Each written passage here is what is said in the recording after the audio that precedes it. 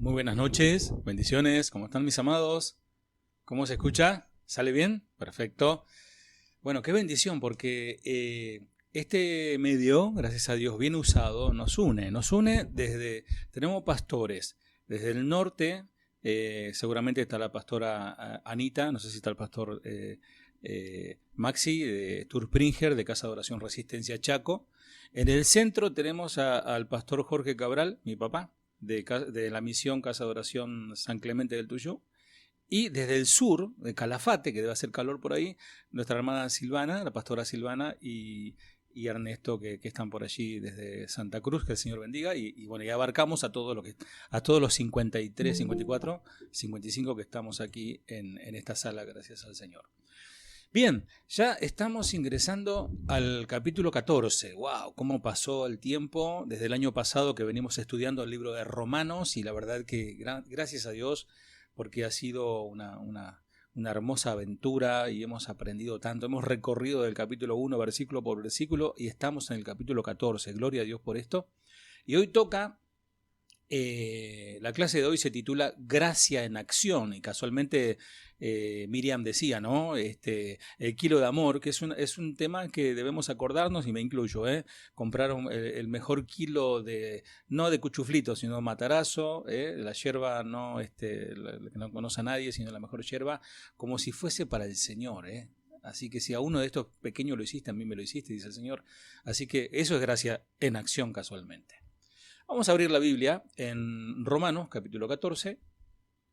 Vamos a abordar del versículo 1 al 12. Muy rápidamente, acordate de tener tu anotador al lado del mate, el café, la Biblia, la lapicera. Recibid al débil en la fe, pero no para contender sobre opiniones. Porque uno cree que se ha de comer de todo, otro, que es débil, come legumbres. El que come, no menosprecie al que no come, y el que no come, no juzgue al que come, porque Dios le ha recibido. ¿Tú quién eres que juzgas al criado ajeno? Para su propio Señor está en pie o cae, pero estará firme, porque poderoso es el Señor para hacerle estar firme. Uno hace diferencia entre día y día, otro juzga igual todos los días. Cada uno esté plenamente convencido en su propia mente.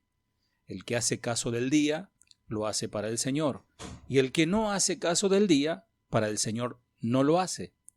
El que come, para el Señor come, porque da gracias a Dios, y el que no come, para el Señor no come, y da gracias a Dios.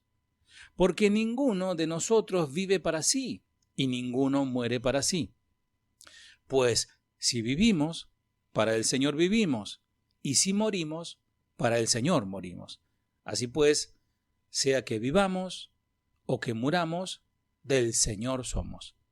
Porque Cristo para esto murió y resucitó, y volvió a vivir, para ser Señor así de los muertos como de los que viven. Pero tú, ¿por qué juzgas a tu hermano? O tú también, ¿por qué menosprecias a tu hermano? Porque todos compareceremos ante el tribunal de Cristo.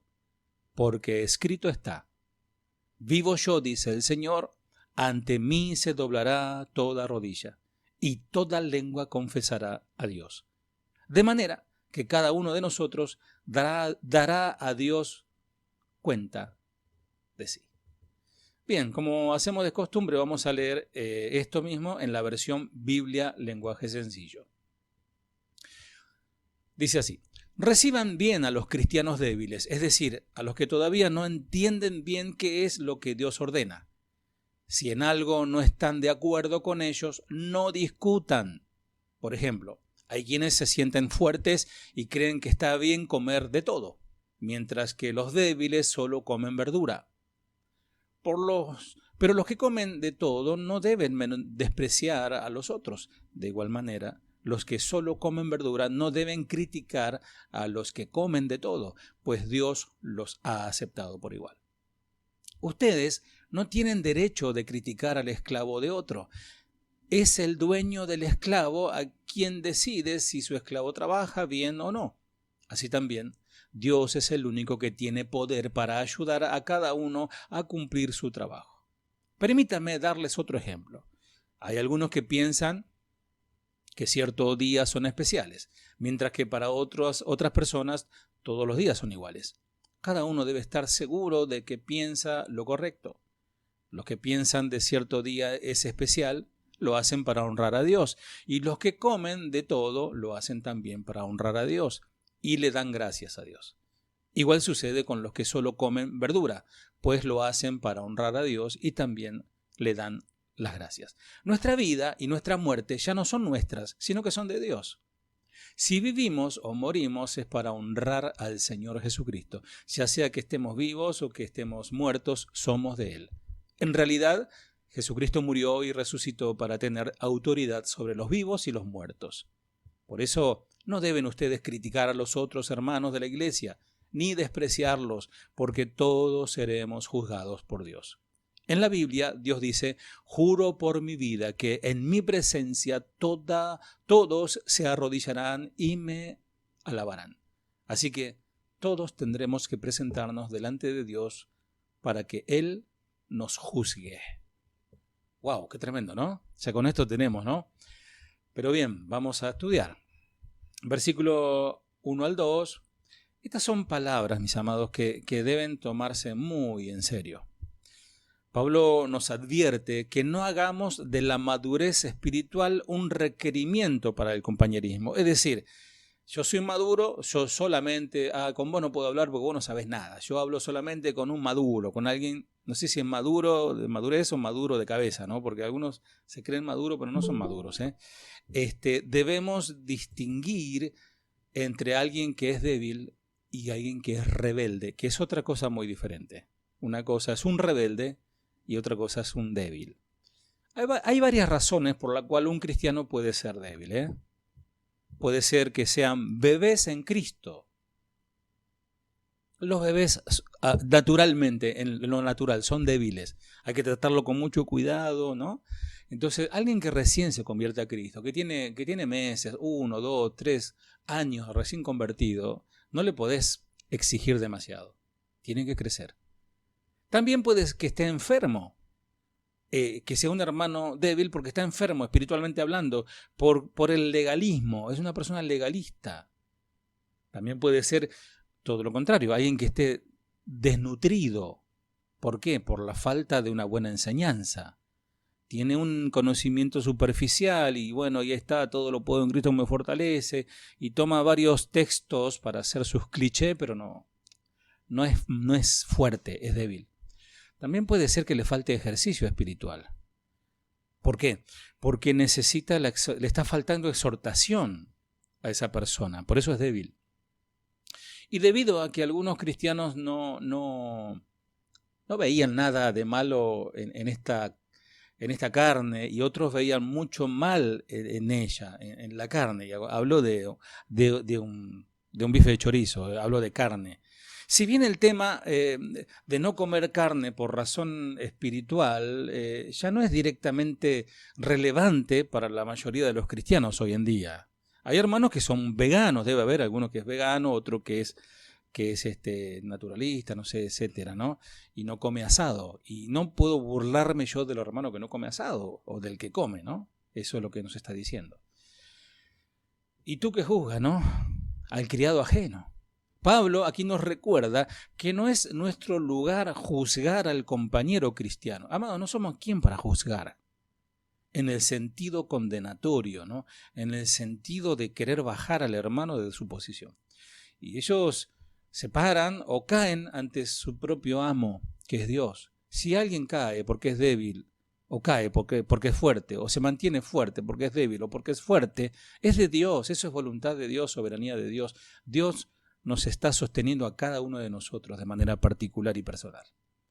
Hay mucha división en las iglesias, mis amados, hay mucha división inútil y dañina entre los cristianos sobre cosas tontas y sin sentido. Bueno, Ni hablar de fechas, ¿no? No, que la Navidad sí, que la Navidad no, que el árbol sí, que el árbol... Son tonterías que no hacen sí a la salvación. Y sí, terminamos pecando porque dañamos y queremos forzar al otro a hacer lo que nosotros queremos. A que haga o no haga. Pablo no les dice a estos cristianos que deben borrar sus diferencias. No, les dice que se eleven por encima de esos problemas y que amen. Casualmente hoy hablábamos sobre esto, el amor. Amar a tu hermano. Bueno, versículo 5 al 6, en tales asuntos, Pablo está dispuesto a dejarlos a la conciencia del individuo. La libertad de conciencia, amados, si uno está con la conciencia tranquila con el Señor, adelante. Pero hagamos lo que hagamos, debemos ser capaces de hacerlo, como dice, para el Señor. No usando a la conciencia como excusa para comportamientos obviamente pecaminosos, ¿no? Obviamente, claro que no. Debemos entender también que de principio a fin nuestra vida, cuando dice si vivimos para Él vivimos, si morimos para Él morimos, nuestra vida está conectada en cierta manera a otras vidas, la vida de nuestros hermanos. Es decir, Pablo le dice aquí a los cristianos que no vivimos, como siempre les digo, adentro de un termo, ¿no? Adentro de un Stanley. No vivimos en medio de una isla, aislados. No. Estamos dedicados a servir a otros. Por lo tanto, todo lo que hagamos, todo lo que hacemos, lo hacemos para el Señor, porque Jesús es el Señor. Amén. Y de manera que cada uno de nosotros dará cuentas a Dios. Al cristiano estricto le resulta fácil, o en aquel momento, en el contexto de Romanos 14, en la iglesia de Roma, le resulta fácil juzgar a su hermano. ¿Conoce algún hermano estricto? ¿No? He conocido a un diácono de esos estrictos, ¿no? Como contaba la vez pasada el pastor Toño de Guadalajara, que un joven que había sido invitado por otro joven, y este joven practica básquetbol, y vino con su uniforme, ¿no? Un pantalón largo, ¿no? de gimnasia, y una tipo musculosa que usan los deportistas, y la ujier, o la que estaba cuidando la entrada, le dijo, no puede entrar porque es un sacrilegio, es una blasfemia para el Señor que usted entre con esa facha, ¿no? Y el chico nunca había entrado a la iglesia.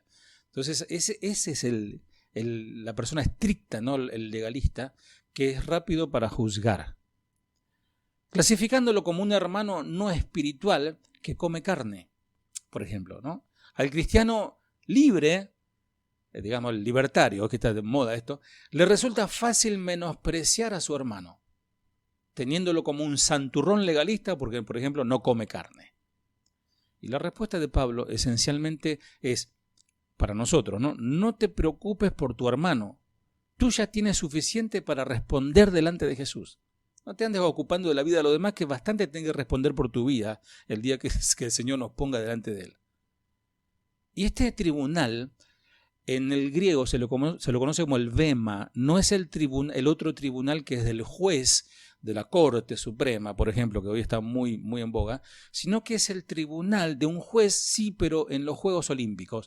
¿Entendés? Como, ¿viste estos programas de La Voz, cantando por un sueño, qué sé yo, que hay tres que tocan una chicharra? Bueno, son jueces que evalúan. Este tribunal que está hablando aquí Pablo, habla de este tribunal, donde después de cada juego, en los Juegos Olímpicos, los ganadores venían delante del tribunal del juez para recibir la corona del primer, segundo y tercer lugar, que eran colocados en un podio, ¿no?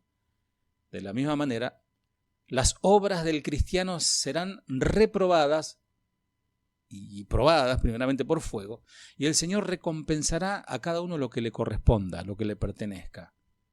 ¿Entendés? Ahí no hay nadie. No importa si sos hijo de pastor, si sos pastor, no sé, no importa nada el título que tengamos aquí. Importa si realmente lo que hicimos, lo hicimos para honrar el nombre del Señor. Si no, toda obra será quemada, será deshecha. El tribunal de Cristo solo se ocupa de las recompensas y la digamos, el abstenerse de recompensa. O sea, el Señor se va a abstener de darnos una recompensa que quizás esperábamos, pero no recibiremos. Cuando habla de la cita de Isaías 45:23, de que ante mí se doblará toda rodilla, enfatiza el hecho de que todos tendrán que presentarse delante de Dios con humildad. Los 50 y algo que estamos aquí, con más razón, estamos aquí, estaremos delante del Señor un día, tarde que temprano. Todos juntos, O sea, en el mismo periodo de juicio, estaremos delante del Señor y tendremos que humillarnos delante de Él y esperar su recompensa. Qué tremendo, ¿no? De esto nos habla el versículo 12. Bien, como siempre les digo, esta es la introducción, así que preparemos todo. Ahí tenés tu matecito caliente, algunos están con la sopa ya, ¿no? En víspera de su crucifixión, o sea, previo a su crucifixión, el Señor Jesús inclinó su cabeza y oró por sus seguidores, oró por los 12, oró por los nuevos discípulos que estos iban a entrenar y esos discípulos a otros discípulos, y oró por todas las generaciones por nacer, y estábamos nosotros, estaba tu nombre allí, qué impresionante, ¿no? El Señor estaba orando por nosotros. Después de orar por librarnos del mal y por nuestra preservación en medio del sufrimiento, Él añade un pedido, y te pido que lo anotes, ahí en Juan, capítulo 17, 22 al 23. El Señor dice, la gloria que me diste, yo les he dado para que sean uno, así como nosotros somos uno. Yo en ellos y tú en mí, para que sean perfectos en unidad, para que el mundo conozca que tú me enviaste y que los has amado a ellos como también a mí me has amado. Amado, esto no tiene nada que ver, hago la salvedad, no tiene nada que ver con el ecumenismo y todo que usan estos textos para eso, ¿no? No, nos juntamos un macumbero, nos juntamos todos buscamos a Dios, ¿no? No. Acá está hablando del pueblo del Señor, está hablando de sus hijos, está hablando de aquellos que han rendido sus vidas al Señor y le siguen y le sirven. Y aquí se ve que nuestra unidad, la unidad, digan conmigo sin prender el micro, unidad. Habla de una sola cosa, ¿no? Habla de un conjunto que va en un mismo fin, unidad. Eso estaba en la mente del Señor. Mientras elevaba aquella oración, no obstante, mira qué interesante, amado, unidad no significa uniformidad, aunque sí puede ser unanimidad, como en el aposento alto estaban todos allí, dice, unánimes juntos, en un solo ánimo, en un solo pensamiento. Qué bueno, ¿no? Ahora, la gente, cuando hablamos de unidad, no está hablando de uniformidad, como una especie de soldadito. ¿Viste los soldaditos cuando están todos, hacen todo el mismo movimiento, ¿no? Toda una coordinación. La gente confunde muchas veces. Se nos llama a ser uno, y sí, amén, claro, es así. Se nos llama a trabajar juntos, ¿sí? Y amén. Se nos llama a servir juntos, y sí, acá tenemos varios pastores que cada uno desde su lugar sirve al Señor. Pero no podemos, amados, no podemos ignorar el hecho de que todos somos diferentes. Cada cual tiene su ADN que es único e irrepetible. Hasta ciertos rasgos, aún la huella digital, el iris del ojo y cosas que se van descubriendo aún, ¿no? Que es totalmente único, no se parece a ningún otro. No hay otro en el planeta igual que vos. Ya ahí partamos de eso. Además, cada uno de nosotros ha sido moldeado por circunstancias únicas. Cada uno tiene su historia única. Como les contaba la vez pasada, Dios nos ha tomado de diferentes situaciones. Algunos no sé, son gente que han venido de una familia acomodada económicamente, ha tenido todo lo que necesitó y bueno, Dios de ahí lo rescata. El otro no tenía ni para comer y vivía en una chocita, de ahí Dios los rescata, ¿no? Y de todos ellos hace un solo pueblo. tenemos diferencias, tenemos diferentes puntos de vista, tenemos diferentes opiniones, diferentes preferencias, tenemos diferentes maneras de resolver los problemas. Es decir, cada uno de nosotros viene a la comunidad de creyentes, viene a formar parte de la iglesia con su propio conjunto de convicciones y también de prejuicios. Algunos de los cuales estamos dispuestos hasta defender hasta la muerte, ¿no? Algunos tienen ciertas ideas y hasta ideologías, si querés, y hasta partidistas con sus pensamientos. Sí, yo soy cristiano, pero de acá en lo que es político a mí no me mueve nadie, ¿no? Entonces cada uno tiene su impronta. Así todo, mis amados. Dios espera que a pesar de eso coexistamos en unidad y en armonía. Mirad cuán bello y delicioso es habitar los hermanos juntos y en armonía.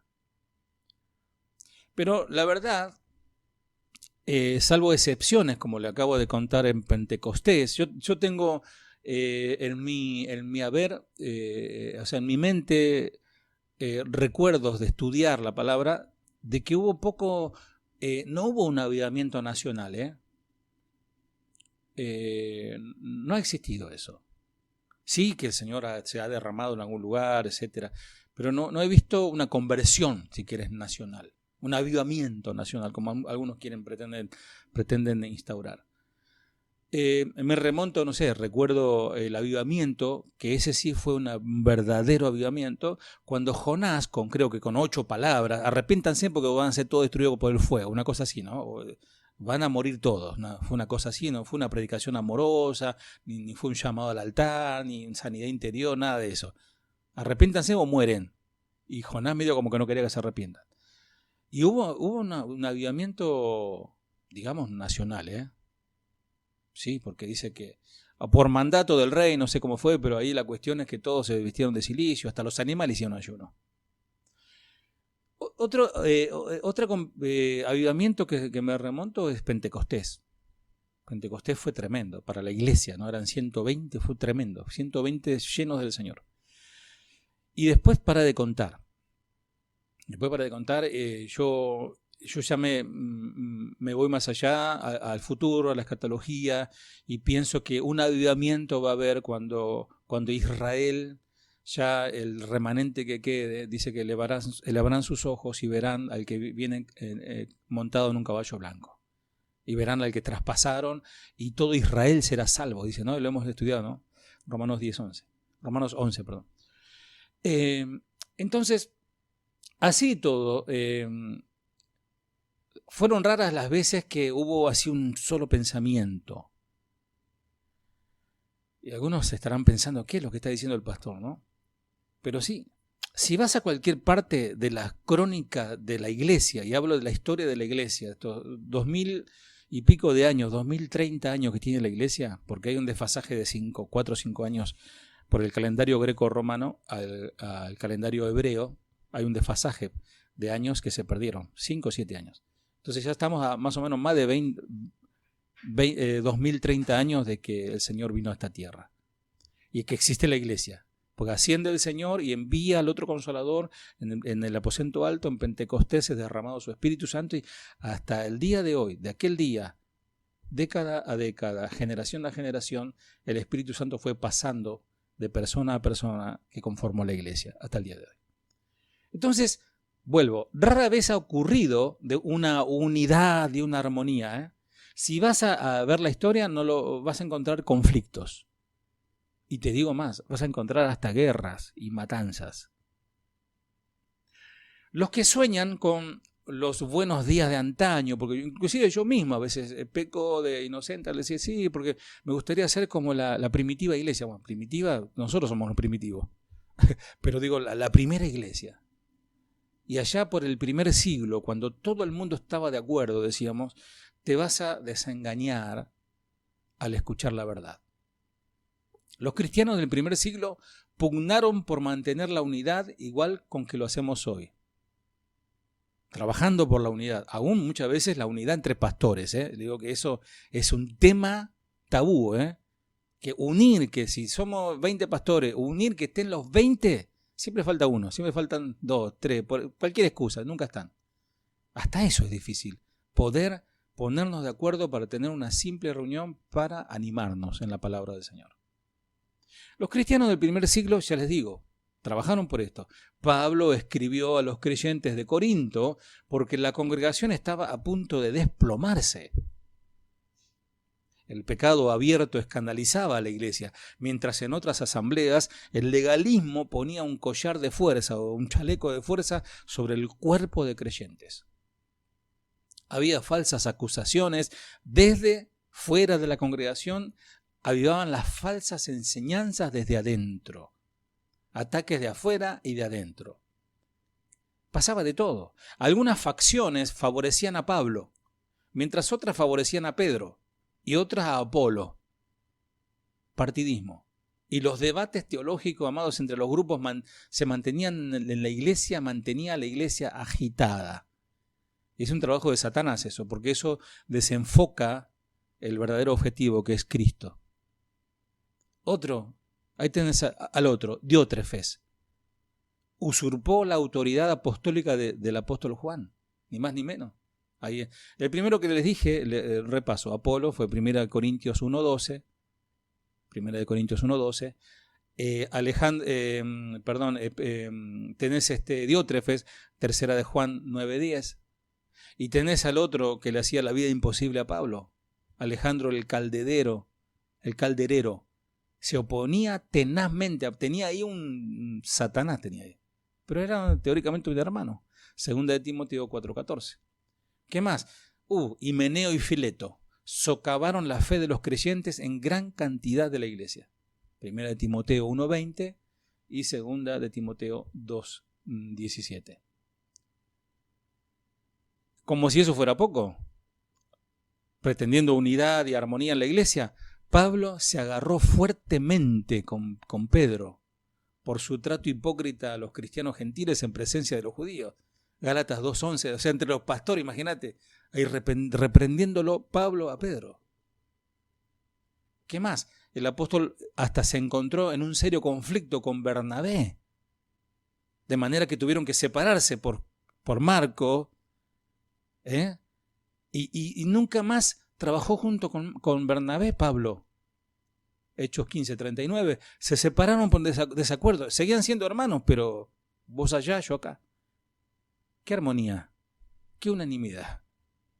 Amados, si los apóstoles enfrentaban conflictos, ciertamente nosotros también. Y esto no significa que todos los conflictos sean malos. Repito, esto no significa que todos los conflictos sean malos. A veces es necesario que haya conflictos, para que salgan las cosas a la luz y ahí hay que poner orden y corregir. De hecho, las diferencias de opiniones pueden convertirse en una gran ventaja para el cuerpo de Cristo. Lo mismo puede decirse de la mayoría de las diferencias que puede existir en la iglesia. La cuestión es cómo se manejan. Eso es lo importante. Cómo se manejan. ¿Y cómo se manejan, amados? La base de todo es el amor. Si no hay amor, no hay destrucción. ¿Y cómo se maneja? Con paciencia, con la perspectiva correcta, con una buena comunicación. Los pastores y los ministros que estamos a cargo de una iglesia o de algún departamento de la iglesia, tenemos que tener buena comunicación con la gente, ser claros, llenos de amor, con gran abundancia de gracia. Esto es como si fuese una receta, ¿no? Un puñado de gracia o mucha gracia, ¿no? Tamizar con una perspectiva correcta, mucha paciencia, y mantener bien aceitada todas las partes que se mueven.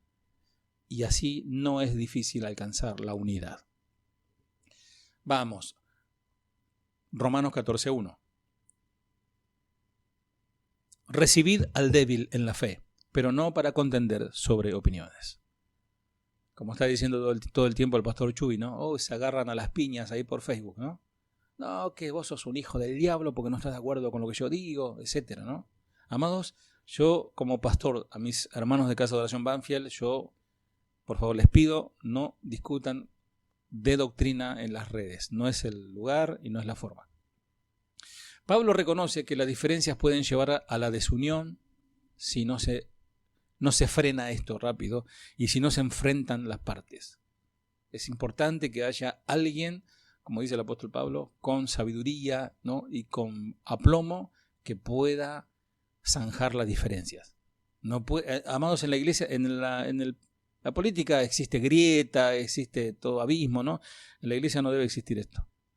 Porque porque Jesucristo, el cuerpo de Cristo, no está agrietado. De manera que decide centrarse en dos cuestiones candentes en la iglesia, Pablo, allí en Roma. Y la verdad, dice, Pablo habrá dicho, ponerme a escribir sobre esto, ¿no? Pablo, que ha escrito cosas tremendas, profundas, ¿no? Cosas aún celestiales, hablando del cuerpo que tendremos glorificado, hablando de cosas espirituales, hablar de los días y la dieta, por favor. Viste que decís, hermano, ¿cuántos años tienen? ¿No? Te da ganas de decirle a veces, ¿no? Hablar de las dietas y los días festivos. Al principio, nota que algunos temas tienen la capacidad, porque es grave, de dividir a la gente en dos grupos. A algunos los llama débiles en la fe. La idea que subyace tras el término débil es sin fuerza o frágil. Débil implica esto, una persona sin fuerzas o una persona frágil.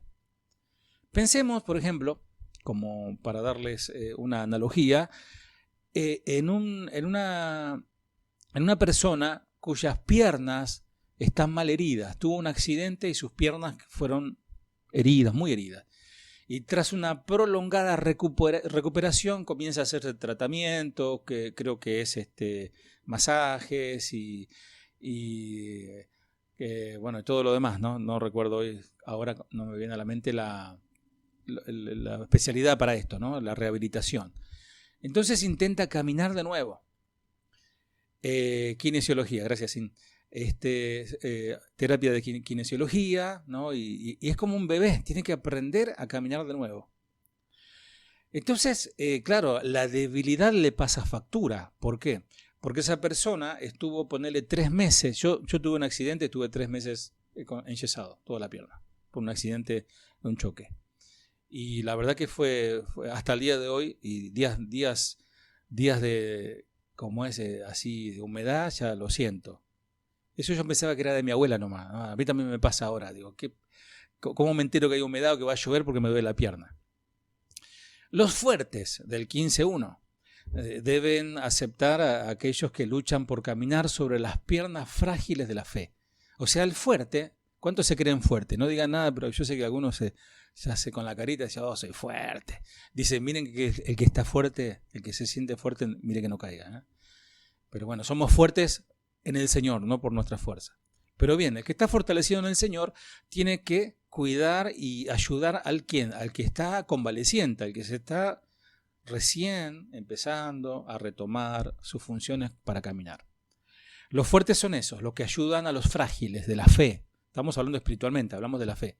No obstante, el propósito de recibirlos, cuando dice reciban, mantengan ahí el texto, dice recibid. Como dicen, digan conmigo, recibid. Eso es recibirlos, darles la bienvenida, aceptarlos. Escuchá, porque esta lección es explosiva, amados.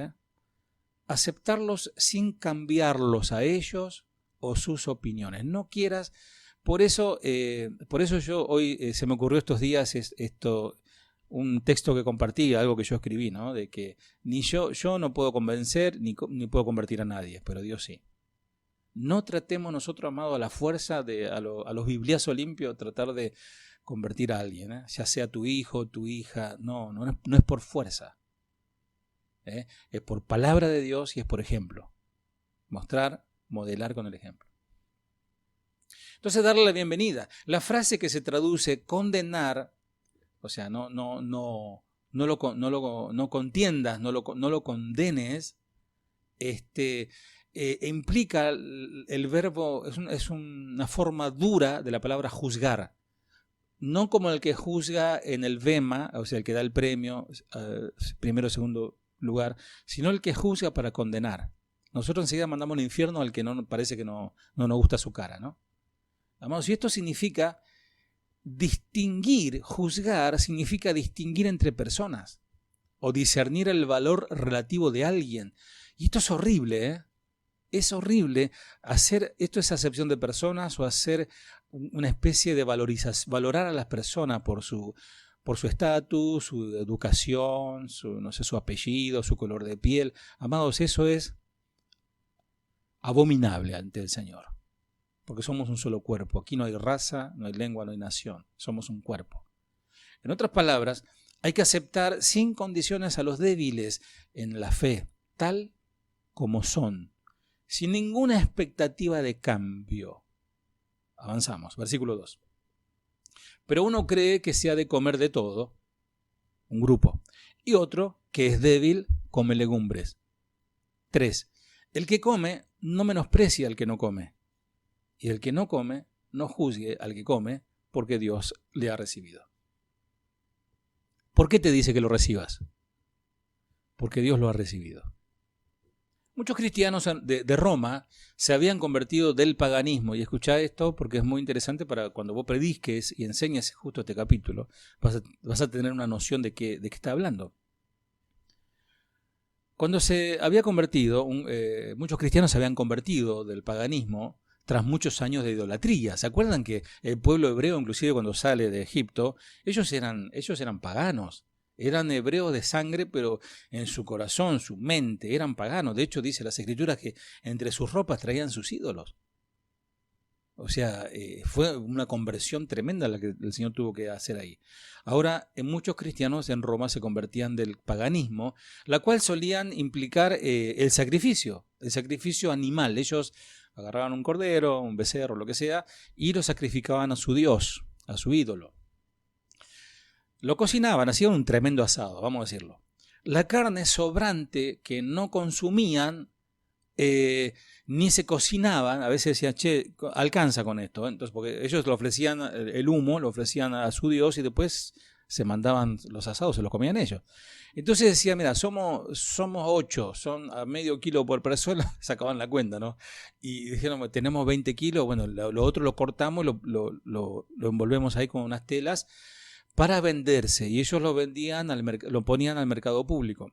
Y el carnicero lo vendía a un precio mucho más bajo, porque sabía que había problema con esta cuestión, porque la carne es sacrificada a ídolos. Se repudiaba a los creyentes con un trasfondo de ideología pagana por la idea de comer carne ofrecida a los ídolos. Hago un paréntesis, yo me reía porque acá tenemos una pizzería, pobre pizzería, nunca le compramos porque se llama Pizzería El Gauchito Gil.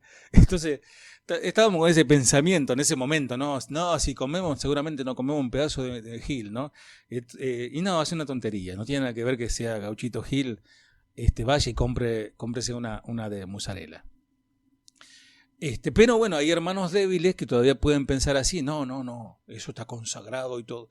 Bueno, pero yo no voy a criticar al que va y no se lo compra, que se camina 4 kilómetros para ir a la otra, como es, pizzería que se llama El Buen Pastor. Bueno, capaz que es un tránfuga el que atiende, pero bueno, el Buen Pastor come.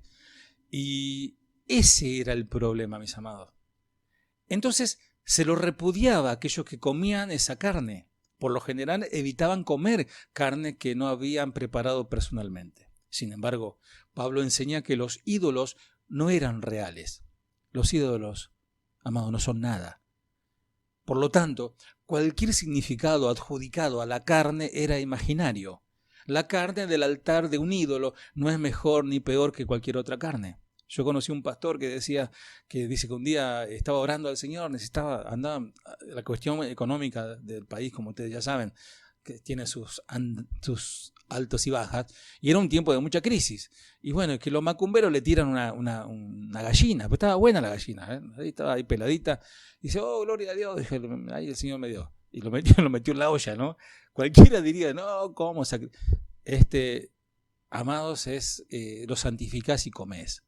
El apóstol considera la perspectiva de la fe fuerte. Ustedes escucharon la historia del pastor Chuy, ¿no?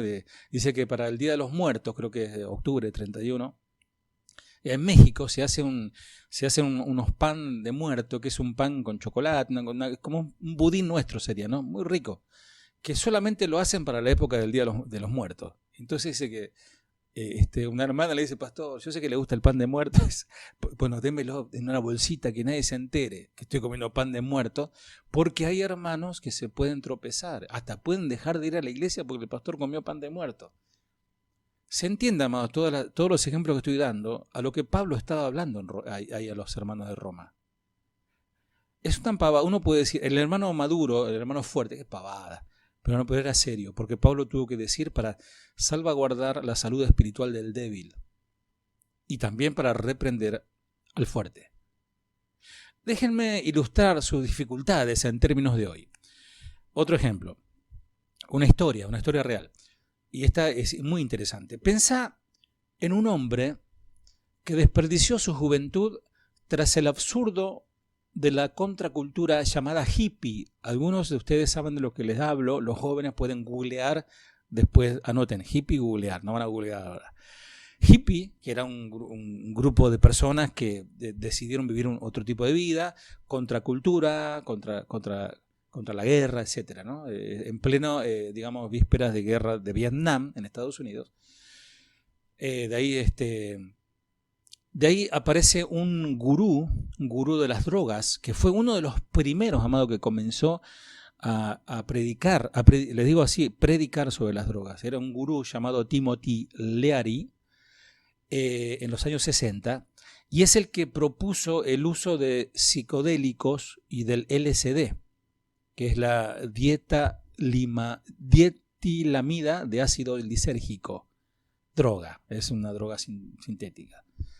Más de una década de LSD, una persona, imaginemos una persona de la década del 60, que entró en este mundo, creyéndole a este gurú, en contra de la guerra, que paz y amor, ahí sale obviamente la época de los Beatles, la época de John Lennon, ¿no? Imagina la canción y toda esta cuestión. Entonces una vida libertina, marihuana, amor libre, y vagabundeo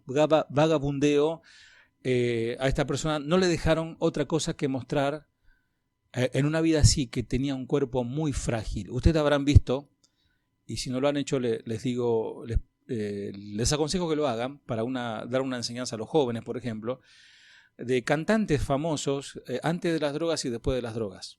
Son dos personas totalmente diferentes. Una persona rozagante, pocos años después, una persona que parece que tiene 30 años encima, demacrado y ya a punto de morir. De hecho, hay una cantante muy, muy famosa que en poco tiempo murió por las drogas. Y esta persona que estuvo en las drogas, obviamente su cuerpo quedó frágil, enfermo y atestado de granos por toda la porquería que se metió en el cuerpo. Un día, gracias a Dios, alguien le predica el evangelio y como el hijo pródigo vuelve, recobra el sentido, se arrepiente de sus pecados, encuentra completa redención en Cristo. Este hombre que vivió, amados, lo peor de lo peor, drogas, desenfreno, orgías, de todo. Entonces entra a una comunidad cristiana. Hermanos que le dijeron, lo recibieron, recibid al débil, ellos obedecieron y lo recibieron. Lo ayudaron a hacer frente al daño que hizo toda su vida pasada en su vida y encontrar un rumbo a su vida, una meta. Encontró trabajo, encontró vivienda, formó una familia, se fortaleció en la fe. Y eso eran historias para este hombre, eso quedó en la historia. Hoy sus viejos amigos apenas lo reconocen porque muchos de sus amigos murieron bajo las drogas y los que quedaron están totalmente destruidos físicamente y lo ven a él y no lo reconocen. ¿Por qué? Porque los ojos de este hombre que conoció a Cristo destellan esperanza. Va dando saltos cuando camina, es un hombre feliz. De veras resplandece esa persona con el amor de Cristo. Amados, déjame decirte algo. Vos que sos cristiano verdadero, se nota en tus ojos, se nota aunque estés cansado, aunque hayas venido de un luto, se nota en tu cara, en tu rostro, la vida de Cristo. Y vos comparás a una persona que no tiene a Cristo y quizás es mucho más joven y parece mucho, mucho más grande. No sé si se han dado cuenta de eso. Este hombre, que ha sido transformado por el Señor, es un sólido, muy querido, profundamente respetado, y ahora es un líder de la iglesia. Hasta le dieron un trabajo y está liderando, está haciendo un trabajo en la iglesia. Bien, continúo con la historia, porque tiene que ver con el texto. Un día, el joven pastor, encargado del ministerio de los adolescentes en la iglesia, el pastor de jóvenes, decide hacer un programa, ¿no? Un evento para los jóvenes, para divertir un poco a los chicos, y organiza una fiesta ambientada en la década de los 60.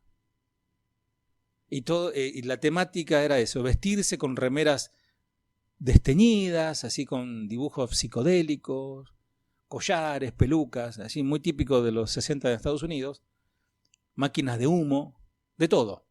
Todo parece muy divertido, las hermosas canciones de rock psicodélicas que ponen de fondo no parecen tan peligrosas, todo está bien y hasta gracioso para este pastor de jóvenes y los chicos la disfrutan. Nadie se escandaliza, nadie se va a ir al mundo por eso. Pero a este hermano ex hippie, sin embargo, los años 60 no fueron tan inofensivos como lo están presentando estos jóvenes. Para él, aquellas canciones que parecen tan livianas ahora son himnos al pecado, tan degradante y destructivo. Los disfraces reflejan equivocadas filosofías de personas que hacen mucho que murieron por sobredosis. ¿Y pueden, amados, imaginarse la repugnante congoja en el pecho de este varón al ver a su iglesia decorada en la década de los 60? Pablo, el apóstol, describe a aquellos que evitaban la carne como débiles en la fe. Sin embargo, nos equivocaríamos si viéramos el término como despectivos. Débil en la fe no es algo ofensivo, porque lo hemos tenido como, no, hermanos menores, hermanos de, no entienden mucho. No. Este hermano, es un caso real, fue un líder de la iglesia. Y no era ningún débil, era un líder de la iglesia. Pero hicieron algo que parecía inocente y él, pero no pasa nada, ¿a quién le va a molestar? A este hermano le traspasó el corazón eso, porque le remontó a su vieja época. La debilidad del ex hippie no lo hizo inferior. De cierta manera, él puede ser más maduro y fuerte que otros. No obstante, su fe siempre será débil alrededor de las heridas más profundas. Por ejemplo, mis amados, si aquí en este auditorio virtual hay hermano o hermana que han sido alcohólicos, y de repente a mí se me ocurre como pastor una fiesta, bueno hermano, una fiesta, una mesa romántica, vamos a poner champán en la mesa. Y yo lo estoy rememorando, y no solo eso, lo estoy tentando. Y entonces yo le puedo decir, hermano, ¿qué clase de cristianos son? Un poquito no te hace nada, parecemos los mundanos. Entonces empiezan las críticas y empiezan los desprecios. Lo mismo es cierto para aquellos que aborrecían lo que los cristianos comían carne, era ofensivo. Por tanto, Pablo manda a cada lado, al débil y al fuerte, entre comillas, que se comprendan, que tengan compasión y ternura los unos de los otros. Versículo 4, vamos rápido. ¿Tú quién eres que juzgas al criado ajeno?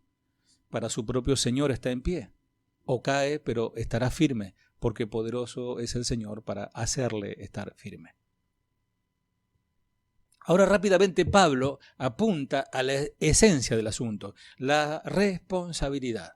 Para formular esta cuestión en el contexto del moderno mundo de los negocios, ¿quién te crees para revisar el trabajo de otro empleado? O sea, si vos, por ejemplo, tenés una empresa, un microemprendimiento o una gran empresa, ¿vos quién sos para ir a meterte a controlar al empleado de la otra empresa? Es importante notar que la pregunta de Pablo se plantea en el contexto de cuestiones, marquemos eso, no esenciales, porque acá no estamos negociando cosas fundamentales. No, estamos hablando el contexto es días y comida, ¿no? Y Pablo expresa su disgusto con los creyentes de Corinto porque toleraron el categórico pecado de un hombre que se había acostado con la esposa de su padre. Ahí Pablo no no le tembló el pulso. ¿Qué dijo? Expulsen al malvado entre ustedes. No dijo, recíbanlo, abrácenlo, tolérenlo. No. ¿Se dan cuenta? Por eso lo pongo en contraste, ¿no? Le ordenó expulsen. Las cuestiones sobre las cuales no hay clara enseñanza en las Escrituras son moralmente neutrales. Amados, y seamos sabios, necesitamos el Espíritu Santo en nosotros aquí. Hay cosas que no son esencialmente tan importantes como para estar lastimando a los hermanos, ¿no? Porque alguien puso una regla en la iglesia. Por ejemplo, se me ocurre ahora, porque lo viví, esa la viví. No, decían, la plataforma detrás del púlpito es el lugar santísimo. ¿Nunca escucharon eso? El altar y para allá es el lugar santo, los atrios y allá está, no sé, inventamos cada cosa, o sea, alegorizamos la palabra. Entonces, a cualquiera que osara pasar el púlpito, no sé, el ujier agarraba una gomera, es un rulero con un globo y le pegaba en la nuca al nene porque se pasó del lado del púlpito, que es sagrado, eso del pastor. Amado, eso habla de cosas no importantes, que son moralmente neutrales. La frase del apóstol dice mantenerse en pie, es una de sus expresiones favoritas. Significa estar en una buena posición, haciendo de manera confiada y resuelta lo que se debe y recibiendo un favor como recompensa. Es decir, cada uno sirve al Señor desde su lugar y con el nivel que Dios le ha dado, porque acuérdense que Dios ha repartido dones conforme a la capacidad de cada uno. Si pueden leerlo después, 1 Corintios 16:13, Filipenses 1:27, 1 Tesalonicenses 3:8 y 2 Tesalonicenses 2:15. Por supuesto, caer, cuando dice el que cae, para Dios cae, es hacer lo opuesto. Y esto no tiene nada que ver con, amados, cuando dice caer, no habla de alguien que cayó de la gracia, no exageremos.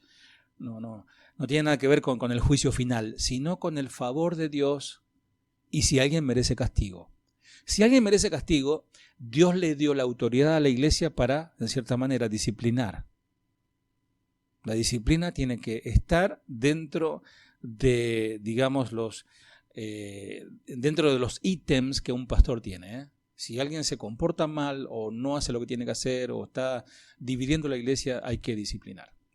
Cuando se trata de asuntos moralmente neutros, ejemplo, un pastor una vez me consultó si está mal o bien que un hombre se haga la vasectomía. ¿Saben lo que es la vasectomía? Es un procedimiento quirúrgico de bajo riesgo que se utiliza como método anticonceptivo masculino. Entonces, un pastor, que no voy a dar nombre, me pregunta sobre esto. Y yo casualmente le digo esto, que está bajo la libertad de conciencia de cada uno. Que esto no incide en lo espiritual. Obvio, hay una salvedad. Por ejemplo, si están casados, son jóvenes, y él decide hacerse una vasectomía para no tener hijos nunca más, ahí se podría estar incurriendo en una falta ante el Señor. Porque el matrimonio, uno de sus, digamos,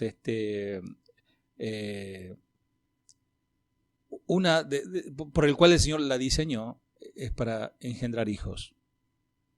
Si no, no tiene sentido. Porque yo he tenido que dar consejería de esto, no en este país, en otro lugar, y que el muchacho decía, no, porque mi esposa es hermosa. Era una modelo la chica.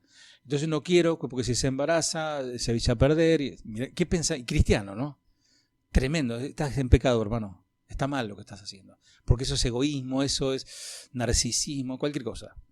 Ahora, si el hermano, ponele, que me contó el pastor tiene 29 hijos, ¿viste? Y lo llama a cada uno le puso nombres griegos, ¿no? Y ya es hora de cuidarse, ¿no? Y son jóvenes, y bueno, le aconsejo que sí que lo haga. y que Dios no se va a enojar por eso, al contrario. Al contrario. Y el pastor me decía, ¿y dónde está en la Biblia? Así con ese énfasis. ¿Dónde está en la Biblia, pastor, eso? No está, no os hagáis vasectomía, pero sí está implícitamente la libertad de conciencia. ¿Se entiende, amados? Sí, ¿no? Después, al final, si hay preguntas, después contestamos. Solo Dios tiene el derecho de evaluar el alma y juzgar las acciones de otros creyentes. Si no está complacido con la conducta de su siervo, se ocupará del asunto de tal manera que continúe el Señor tratando con la transformación del creyente. Es decir, si hay un cristiano que tiene medio como las ideas un poco desacomodadas, el Señor se encargará. El Señor se encargará a través, obviamente, de su pastor, a través de la palabra, a través del consejo y la disciplina. Claro, mejor es caer bajo estas disciplinas que esperar que el Señor baje la mano.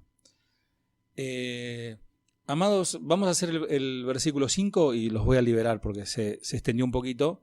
Sé que algunos están desde el principio y yo les agradezco muchísimo. Y lo continuamos el martes que viene, empalmamos con los versículos que continúan. Dice el versículo 5, para terminar. Uno hace la diferencia entre día y día. Otro juzga iguales todos los días. Cada uno esté plenamente convencido en su propia mente. Otra cuestión candente de la iglesia del primer siglo era la observación de las festividades. Y eran festividades generalmente paganas y de otro tipo. Es muy probable que los creyentes judíos y gentiles consideraran la comida ofrecida a los ídolos como repulsiva, pero la veneración de ciertos días ya era algo que los dividía. La identidad judía descansaba sobre 3 pilares: el padre Abraham, la tierra prometida y el día de Shabbat, el día del reposo.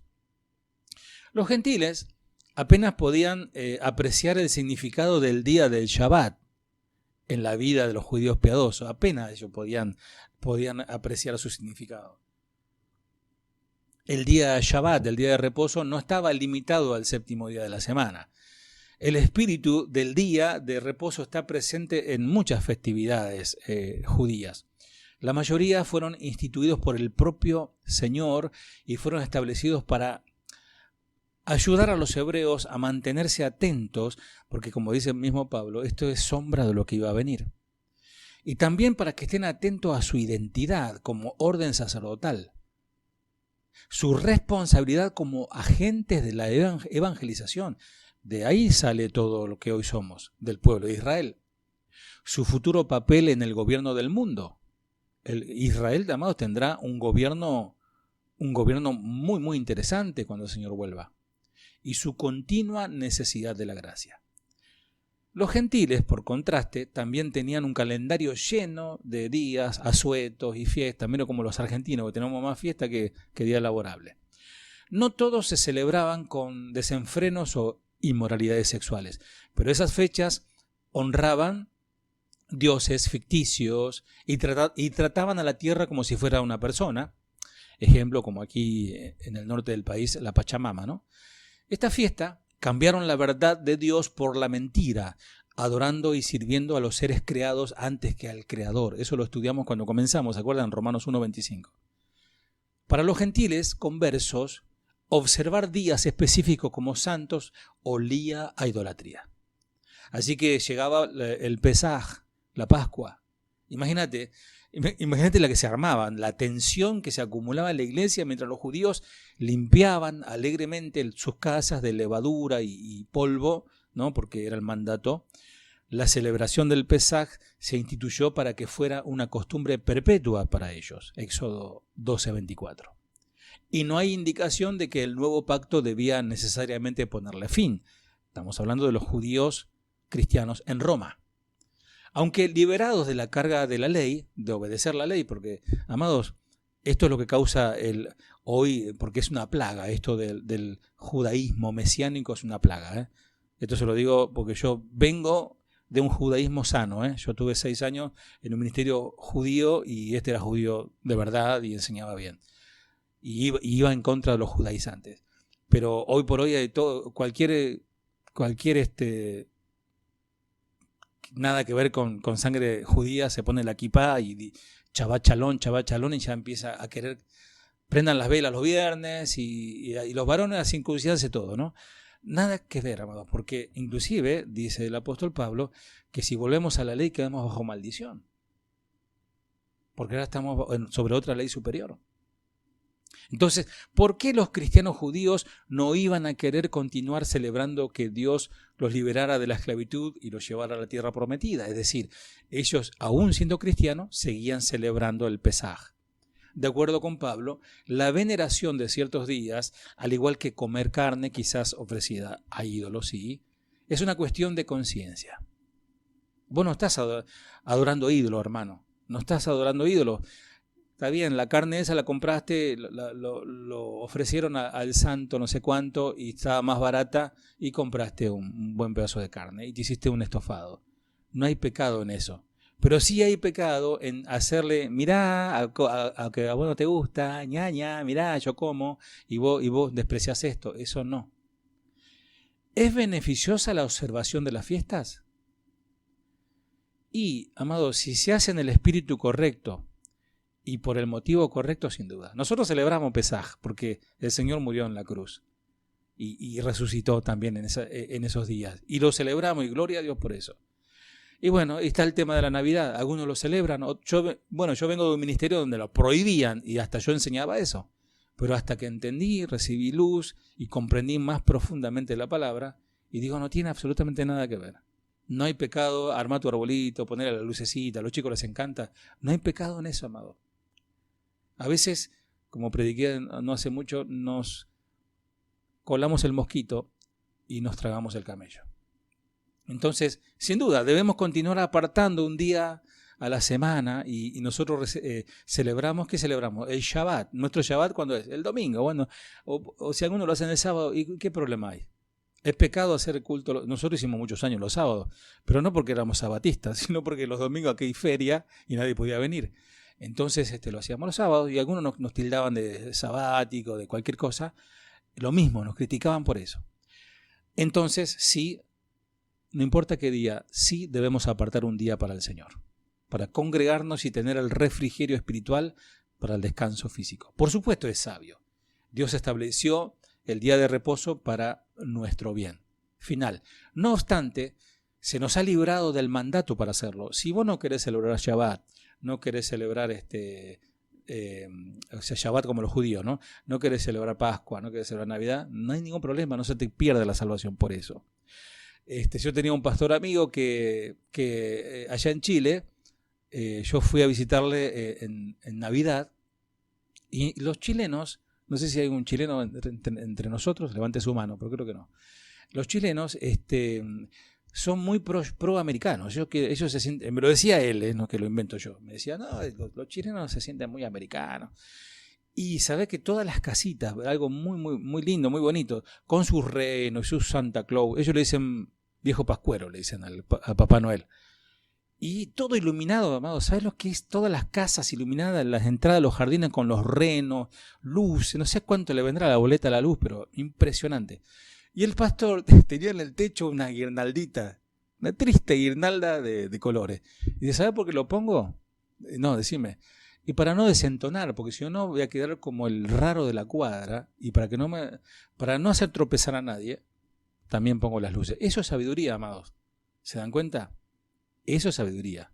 Entonces, con el Espíritu Santo nos vamos a equivocar menos. Siempre digo esto, ¿no? Si cuanto más guiados seamos por el Espíritu del Señor, menos errores cometeremos. Se nos alienta a considerarnos responsables unos a otros y a alentarnos unos a otros, a ser puros en cuanto a lo moral. Nunca este tipo de santidad nos va a llevar a hacer algo inmoral o algo que haga tropezar al hermano. Sin embargo, nuestra conciencia debe guiarnos en las demás decisiones, y eso es lo que significa estar firmes en sus propias opiniones. Bien, si el Señor nos dice otra cosa, continuaremos con el versículo 6 en la próxima clase. Así que el Señor te bendiga